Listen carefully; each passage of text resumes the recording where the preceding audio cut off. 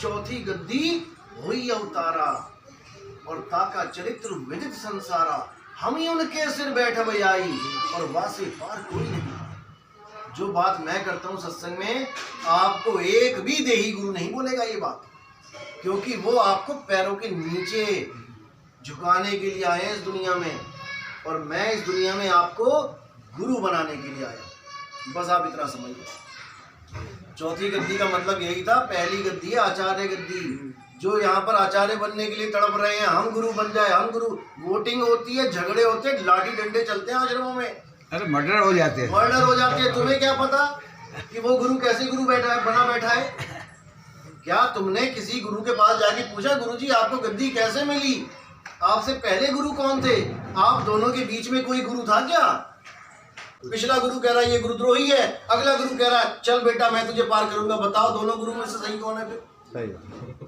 वो कह रहा है तू गुरुद्रोही है, वो कह रहा है तू मेरे पास आ मैं तुझे पार करूंगा। तो दोनों लड़ो आपस में, जो जीतेगा मेरा वो हाल होगा। पर गुरु तो 5 तत्वता का होता ही नहीं है। यही तो मैं समझा रहा हूँ।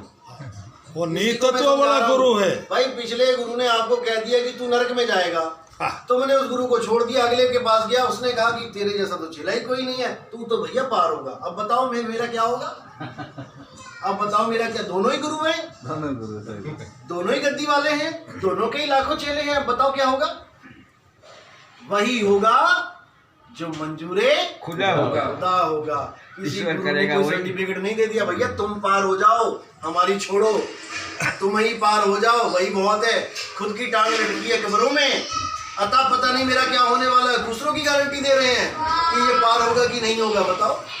लोगों को खबर ही नहीं है गद्दी किसने बने, गद्दी किसने बने। यही है बस मुद्दा यही है ना। यहाँ पर गुरु एक मार्गदर्शक है भाई। तुम कल को कह सकते हो कि मैं नितिन दास को छोड़ रहा हूँ, तो मैं तुम्हें श्राप देता रहूंगा, तुम क्या मारे जाओगे? सवाल नहीं ऐसा कुछ नहीं होता, भूल जाओ। 100 बसें लगी हैं, जिसमें मर्जी बैठ के टिकट कटवाओ और अपना घर को जाओ। कोई कहे नहीं मैं ही तुम्हें सूरत छोड़ के आऊंगा, बाकी कोई नहीं है, इसको भी भूल जाओ। यहाँ ज्ञान गुरु है और अज्ञान चेला है। अज्ञान को ज्ञान में बदल देना है, चेले से गुरु हो जाना, बात खत्म हो गई। मूल ज्ञान के द्वारा तो साहब जीवात्मा बिल्कुल आजाद हो गई। अरे कबीर साहब कहते कहें कबीर निर्भय हो हंसा, तू क्यों भय में पड़ रहा है? बंधनों से मुक्त। किसी के गुरु के कहने से तू पार हो जाएगा क्या? या किसी के गुरु के कहने से तू क्या डूब जाएगा? तुम अपनी करनी से पार हो। या तो गुरु स्टैम्प पेपर पे लिख के दे मुझे कि तुम मुझे पार करोगे, तारीख बताओ, कौन सी तारीख को पार करोगे, मुझे बताओ। मुझे बताओ कि तुम इस तारीख को लेने आओगे, नहीं लेने आए तुम्हारे पे केस ठोक दूंगा। या तो तुम ज्ञानी बन रहे हो, परमात्मा बन रहे हो, तो बन के दिखाओ। ये बिजली बीच की बातें नहीं चलेंगी, ये दोगली बातें नहीं चलेंगी। या तो इंसान बन के रहो या परमात्मा हो, तो साबित करके दिखाओ। बस इतनी सी बात है, किसी से कोई वैर विरोध नहीं। समझ का फेर है और है कुछ। कबीर साहब ने पाखंडवाद का विरोध किया, ये सत्संग यही तो मालूम चला, यही तो पाखंडवाद है। पाखंडवाद का यही को गुरु मानना वही धुंधर ज्ञान है। इसी को समझाया जा रहा तो है। गुरु है कबीर ही साहब नहीं। ने कहा बिना गुरु के तुम पार नहीं होगे। क्यों कहा? क्योंकि भाई ग्रंथ तो मैंने लिख दिए हैं, ग्रंथ तो मैंने बता दिए हैं, संतों ने लिख दिए हैं, अब उसको समझाए कौन?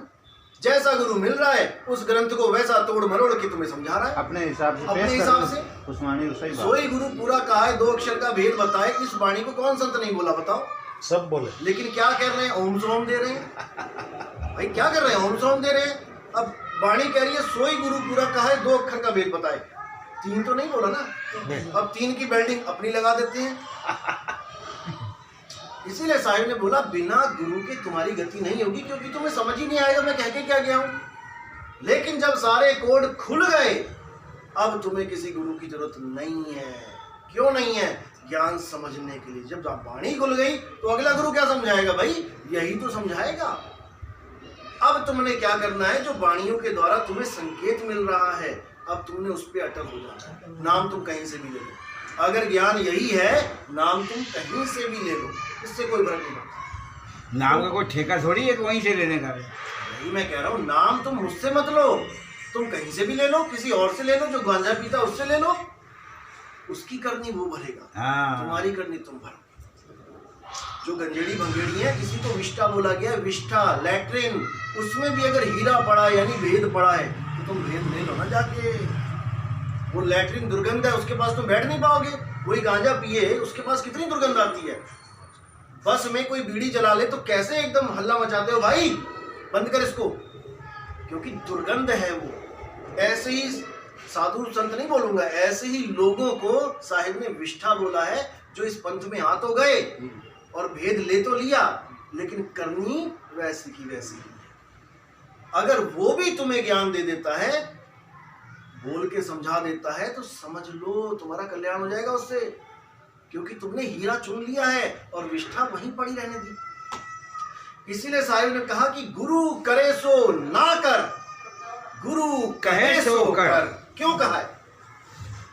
अच्छे ज्ञान लेने के लिए। इसीलिए बोला है कि क्या पता तेरा गुरु सत्संग करने के बाद पैग लगाता हूँ और तूने चोरी से देख लिया, अच्छा पैग भी लगा सकते हैं, गुरु जी लगाते हैं, अपन क्यों कर रहा है वो मैं भी कर सकता हूँ। अपन क्यों नहीं, गुरु करे सो ना कर और गुरु कहे सो कर। क्यों? गुरु केवल वही कहेगा गद्दी पे बैठ के जो मैं बोल के गया हूं।